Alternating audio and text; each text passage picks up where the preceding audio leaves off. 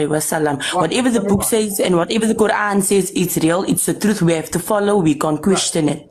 Right, so beating your wife, taking married women and having sex with them if you capture them. Well, you people blow things out of proportion, okay? You take things out of context and you... Child marriage. Let me ask you this. How do you believe it's okay for grown men to have relations with children? Well, our Nabi got married to someone that was younger, but he didn't do it for his pleasure. He did it to look after. He did it to provide for... He did it... Yes, wait, he did to secure. That's what he did. Aisha had her father and her mother in her life.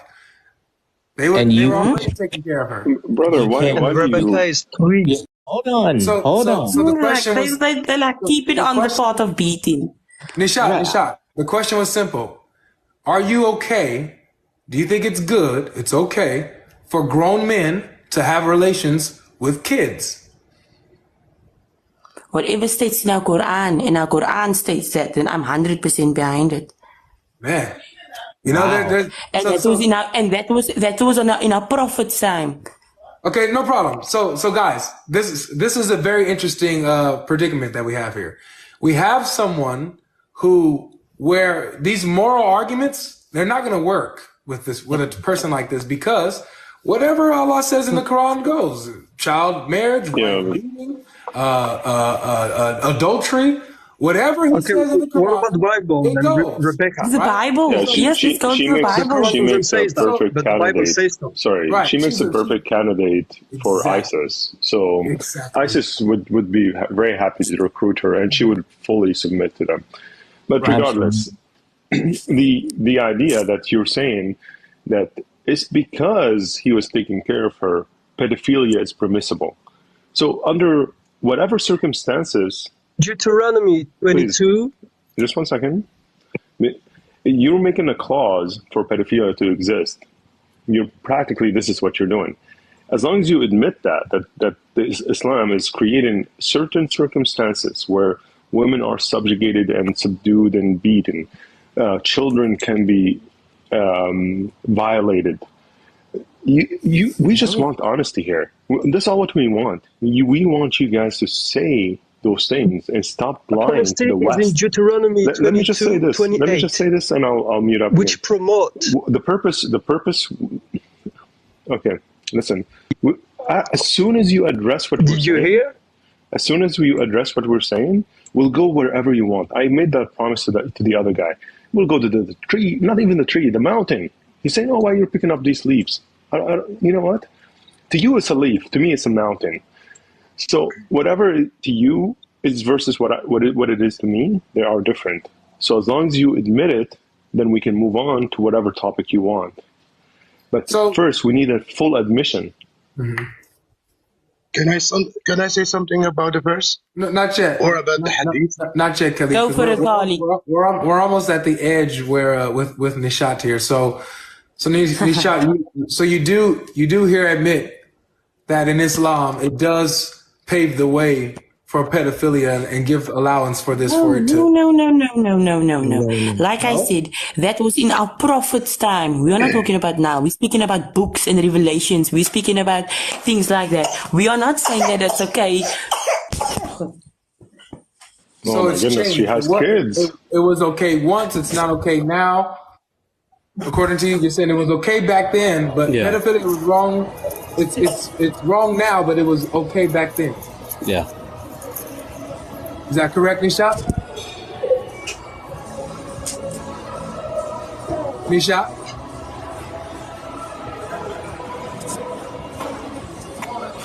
Nishat? Pedophilia it's wrong today, but it was okay back then, right? He never slept with her. Yes, he did. He did? Yeah. Yeah. Proof. Okay, but before we do that, because I'll gladly show you. 9 years old. Do you believe that it would be wrong for him to sleep with her? Can I say something? No. Not yet. Oh, yes, boss. Do you think that it would have been wrong for him to sleep with Aisha at 9? Oh, you are changing topics now. No, it's with Nishat. Yeah. She was at a legal age. She was at a legal age when he slept Okay, with good. her. So if he slept with her at 9, would that have been wrong? No, not at that But time. Look, let her answer, please. It's her. So nobody else speak up. No, it's for the Muslim. It's for her. So if you don't want to be removed, please stay muted until it's your turn.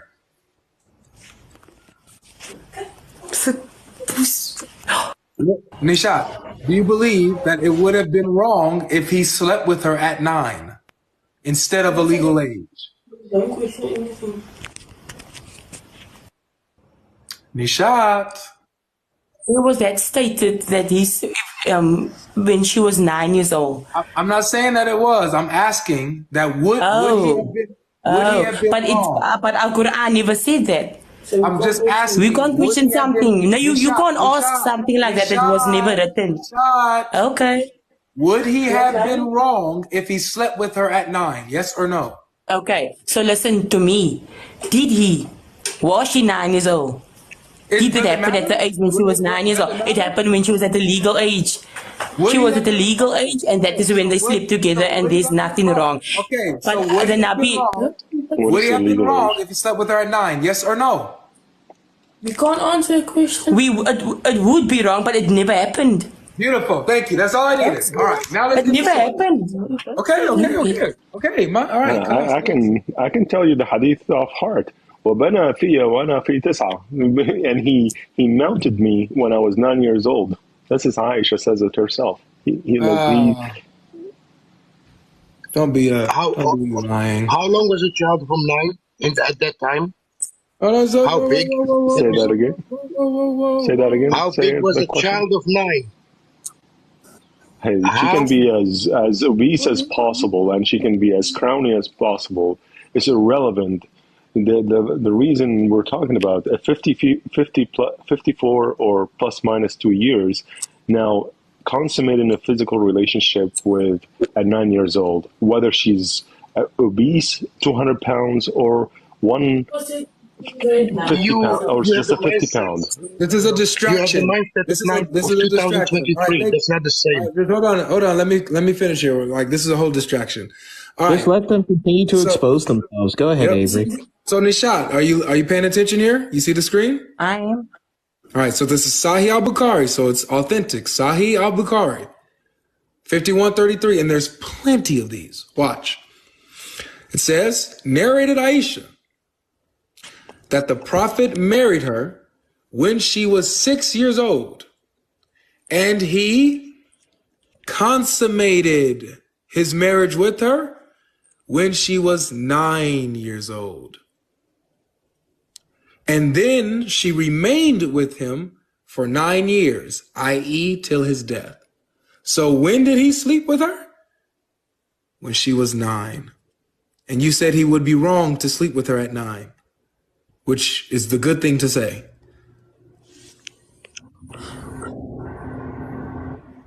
And there are multiple that say the exact same thing. This is Keep going. Look, here's another one. Can someone mention Muhammad's age, please? 54. It's 54. 53, one of those. Muhammad is 54, married a 6-year-old, and then consummated it with her when she was 9. Sahih al-Bukhari 5134. Consummated his marriage when she was 9 years old. Let's go. Let's keep going. Sahih al-Bukhari 5158. Consummated his marriage with her while she was 9 years old. Let's keep going. Sunan al-Nasai 3255. And consummated the marriage with her when she was 9. Let's keep going.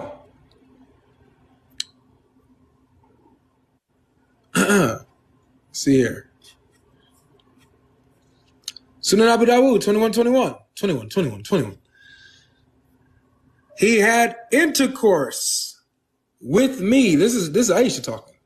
He had intercourse with me when I was 9 years old. So we kept going. All the sources say that he had intercourse with her when she was. No, this is serious. I can show you where she literally says, and I used to have my dolls with me. That's false. You said it's false? It's false. You said it's false? So how is it? It's also debunked. I mean, we don't have to use the hadith to prove this point. We can show you how the Quran actually has a passive permission to marry and divorce prepubescent. If this topic is really matters to you, or proves the falsehood or the fact that your Allah is morally demented. There is no. Isaac married Rebecca at 3 years old. I mean, look, I'll make you the same promise. I'll make you the same promise. Hold on. Khaled, I'll make you the same promise. I'll make you the same promise. As soon as you admit the following points, we'll go wherever you want. Like, we'll go even to, whatever you want. Where did Jesus say, I'm bad, worship me? We'll go there too. Right. Yeah, I want to personally take on the person who wants to make the argument that Rebecca was 3, and I will decimate you, not only biblically, but also historically. Try me. But we will definitely do that after we finish this point, one thing at a time. He ran as soon as you push these Muslims against the wall, tell them, okay, admit. Well, the fact is, you guys are not willing to engage with the point. You just want to obfuscate the points or move to a different point. You just don't want to face the truth. You do not want to face the truth. That's the problem with you guys. Quran is the truth. Quran is the truth to us. Like, you believe in the Bible, and we don't also think that the Bible is just the truth. So just like you don't believe in the Quran, we don't believe in the Bible. So that's all you had to say.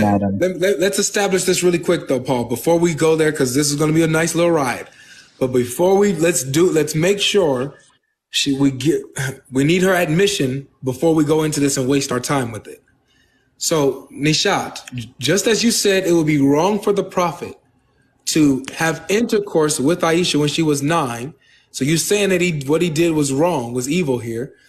So you agree then that it's wrong for Aisha was matured. She was matured at that age. She was mature. Okay, she was mature. Aisha reported that Allah's apostle married her when she was 7 years old, and she was taken to his house as a bride when she was 9, and her dolls. Oh, now it says she was nothing says she was forced. Come on, Nisha. You see how you keep shifting the goalposts? First, no, we're not shifting. We're not shifting. Okay, so she wasn't mature playing with dolls, correct? It boils down to what is the definition of mature? Is it the American or is it the Islamic? If we're talking about the Islamic, we're talking about puberty. Islamically, once you get your period, you are matured. You are allowed. Okay. So you admit that mature or adulthood is the moment you are actually hit puberty, correct? Repeat it. So in under Islamic definition of maturity, it is the moment you hit puberty, correct? Correct. Okay, and that happens when females reach their menses and or wet dreams, etc. That's actually exactly what Islam teaches, correct? Okay, so since we established that, we know now for a few facts you're fully against then prepubescent, correct? What? You're against men having intercourse with girls before they hit puberty, correct? You are against grown men having relations with girls who have not reached puberty, correct? Yes. Good. So let's continue now. So what does the Quran say then? Let's see if you flip-flop. We're going to show you this, and hopefully you stay honest. Yeah, so you do take the Quran as the highest authority, basically, because you're disvaluing the hadith. You're saying, no, it's just not true. And so I understand. You don't want to accept the hadith because it's highly embarrassing for you. Then you're saying the Quran is the truth. Then the Quran should be your center, per se. Or if we can prove it that the Quran actually passively permit that, would that be a problem for you? Or are you going to just be willfully ignorant or willfully blind and say, no, this is not what it says. It's right in front of you, but no, that's not what it says. We can't keep doing that. The moment that you actually be honest with yourself in the text is the moment that you have to deal with the facts. I'm not telling you to leave Islam, but I'm at least deal with the facts. Deal with it, understand it, and move on and search it yourself. But please do not give us, it's not going to work. Please just wait for the evidence, and please do not give us that answer, because I've had it so many times. It's annoying. Let's just read the verse again.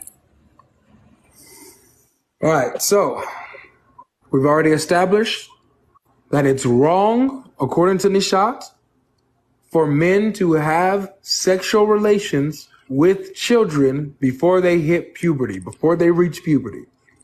Let's see what the Quran says. This is chapter 65, verse 4 of the Quran. As of your women, past the age of menstruation, in case you do not know, their waiting period is 3 months. And those who have not menstruated as well. As for those who are pregnant, their waiting period ends with delivery. And whoever is mindful of Allah, He will make their matters easy for them. So, there's 3 categories of women here mentioned. The women who are past the age of menstruation, the women who have not menstruated yet, and pregnant women.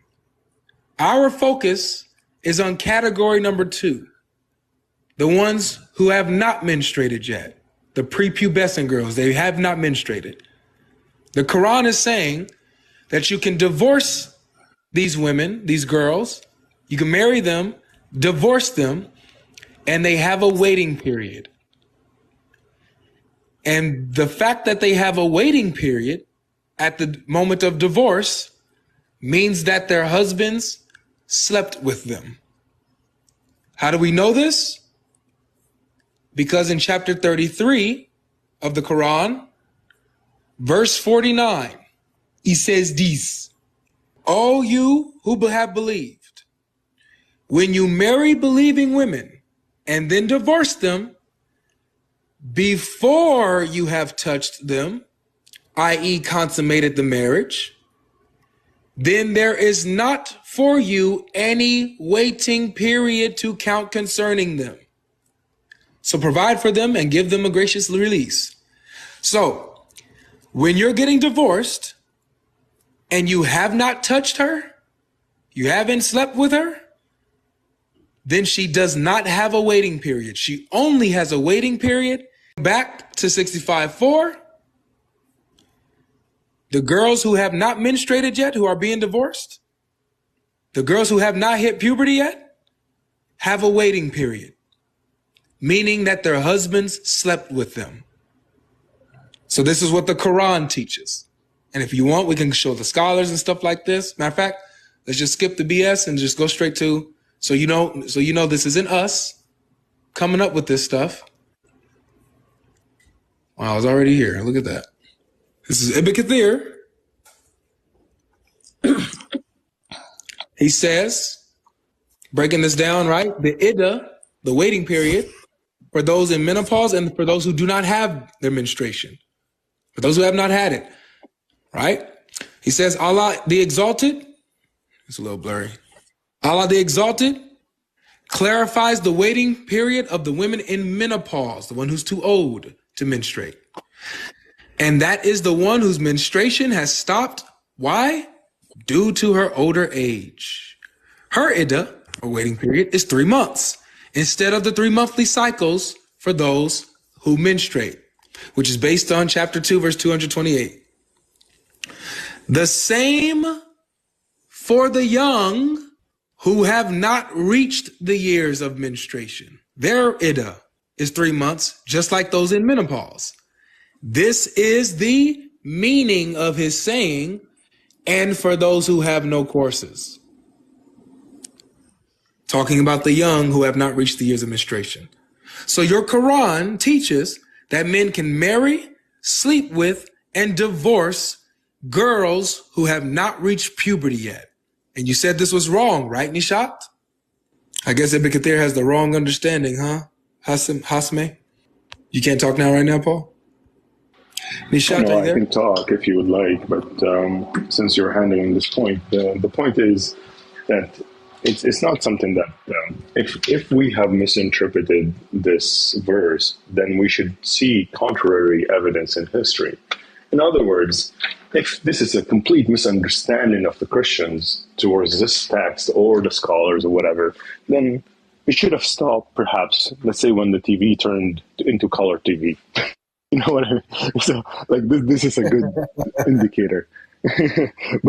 but we see until today scholars in color TV, not even actually 50 years ago, we're talking about 10 years or less, scholars announcing that it is okay and completely permissible for Muslims to consummate a relationship with prepubescent as long as she can handle the intercourse.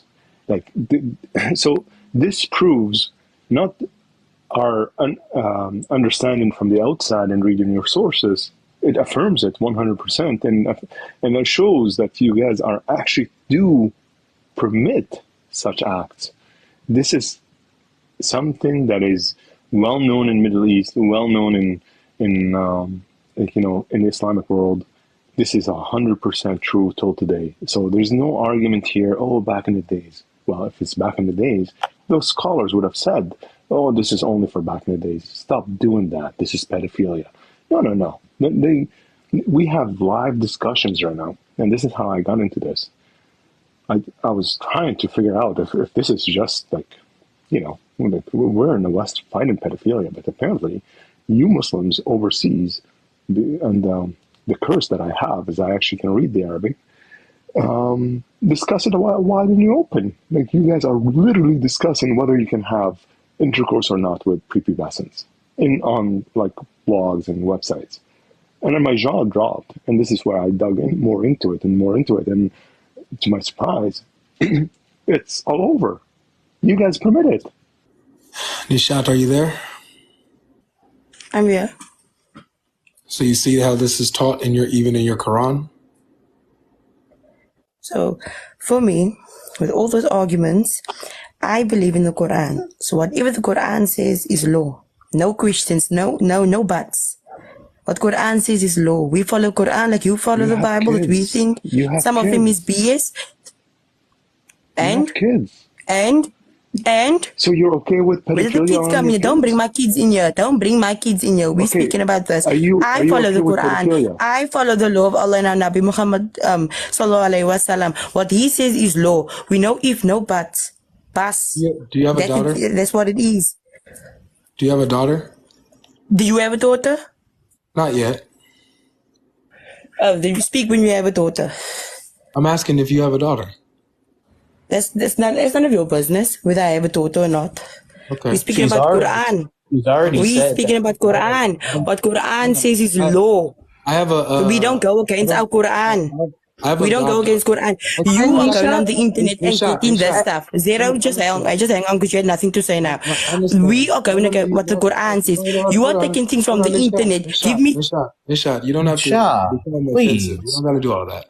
We're just talking here. I have a goddaughter. I have a goddaughter. She just turned 5, and I would be in. She's not my daughter. She's not my actual daughter, but she's my goddaughter. She's basically like a daughter to me. If anything were to happen to her parents, she stays with me. If anything, if a man were to even think about asking for her hand in marriage at the age that she is, or even looking at her in any such way romantically, I'd be in jail because I would have tore his eyes out and broke his teeth in, because that's how disgusting that is. Now, this is not something I have to think about, but for you who is an actual mother and a woman first, and then an actual mother, I don't know if you have a daughter or not. If you do, I think that you can relate to that protective nature that is within you as a mother that if a man had come to you, to your daughter, your sister, whoever, with this, that you would scratch their face off, would you not? If a man came to you, was like, "Oh, I want your daughter. Let me do nikah with her. Give me your daughter's hand in marriage when she still has her sippy bottle in her mouth, still has her little dolls that she plays with her friends." You would tear that man apart, wouldn't you? I would. So bring up the Sahih Muslim 2328. Bring that up. So that you're on it, bring that up. Notice how quickly the question was avoided. What is that a person or a reference? It has nothing to do with it. She just saw it referenced in the comments. And so she's asking us because somebody else is arguing in the comments. She wants some way to get out of this. Don't let her. No, it's fine. So if you were going to take Sahih Muslim, you're going to have to take Sahih Muslim altogether. You're just not going to take one hadith out of Sahih Muslim. Excuse me. One hadith out of Sahih Muslim and say, I want to read only this one out of the entire corpus of Sahih Muslim. That's the only one. As soon as I go to Sahih Muslim, it says that Aisha was playing with her dolls when Muhammad consummated the marriage with her. It's a Sahih Muslim. And then we can see what Al-Nawawi says about that. What Al-Nawawi says about that is because Aisha was prepubescent, that means she has not reached puberty, she was allowed to play with dolls. This is your exegete scholar about the hadith. So, I mean, again, like, this is futile. Like, wherever you're going to go, you're going to end up with the same conclusion. It is permissible for Muslims under certain circumstances. So I'm not saying it's random. It's not random. Like, there's conditions. I'll give you the conditions. I'm giving you all the truth about this. So the first condition, the father has to agree. The second condition, she has to be able to, or she's capable of, or able to handle it, supposedly. But the question is, how do we know she's able to? How do you test them? Because the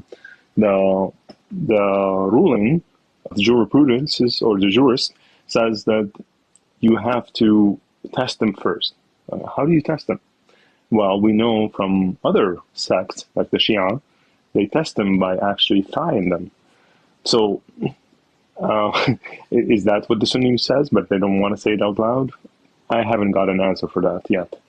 So I'm willing to see anyone that actually can answer that following question. How do you test a prepubescent whether or not she's able to handle intercourse?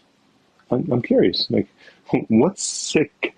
How sick can you get to say that you should be able to test the prepubescent whether they can handle intercourse or not? I mean, what is wrong with you guys? Like, seriously, this is a live discussion on blogs in Middle East, written in Arabic. The West is fighting pedophilia, and you guys are trying to figure out how to test them. Your basic common sense and common sense morality told you that if Muhammad slept with Aisha when she was 9, then he'd be wrong for that. We saw it, and then you made an excuse. But in your heart and your automatic common sense said that's wrong. In the Quran, you said it's automatically wrong for a man to have relations with girls before their puberty. And then we show you the Quran, and now you're saying, well, I have to believe it. You don't. We don't question our Nabi. We do not question our Nabi. You should. You should. No, we shouldn't.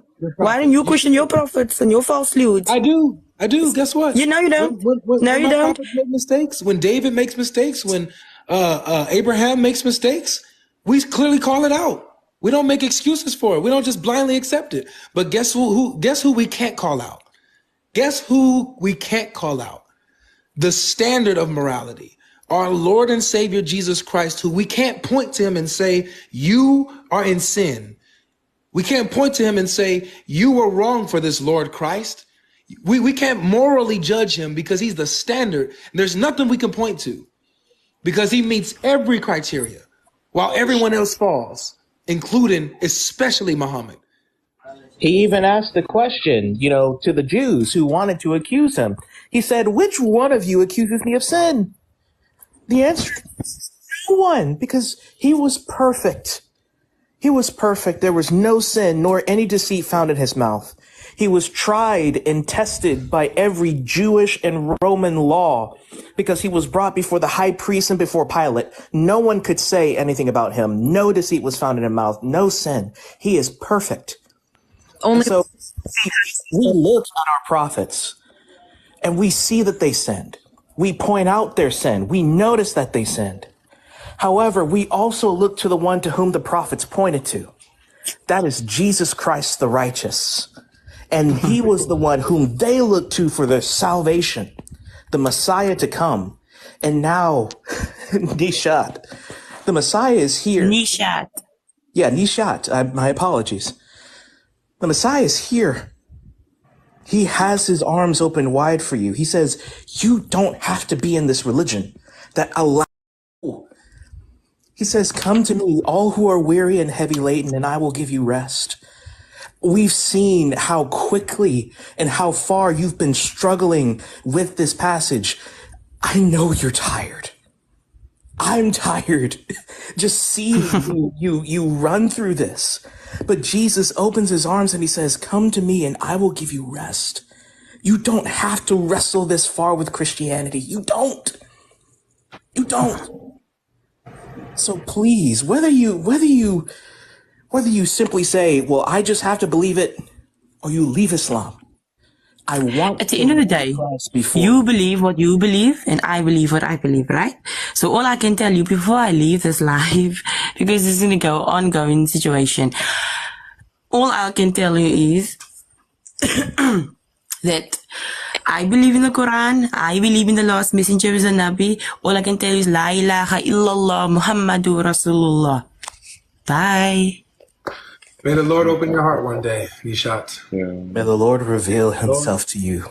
She's looking she relies on a deen that she says that she can't question, doesn't want to question, can't question. That's only Jesus. You don't have to question your deen in Jesus, in Christ. So, I prayed for her while even she was still talking, while you guys were talking. I prayed, I said a prayer, but we showed her everything. Let God do the rest, man. Continue to pray for Nishat. Let's go ahead and move forward. But that's Islam, guys. These people are in bondage, man. These people are in bondage. That was a perfect example of someone who literally, with common sense, has a moral reaction, a moral code, and then once they see it in their religion, in Islam, they immediately suppress that in Islam's unrighteousness, as Romans 1 says. They suppress the truth in unrighteousness and worship the created thing instead of the creator.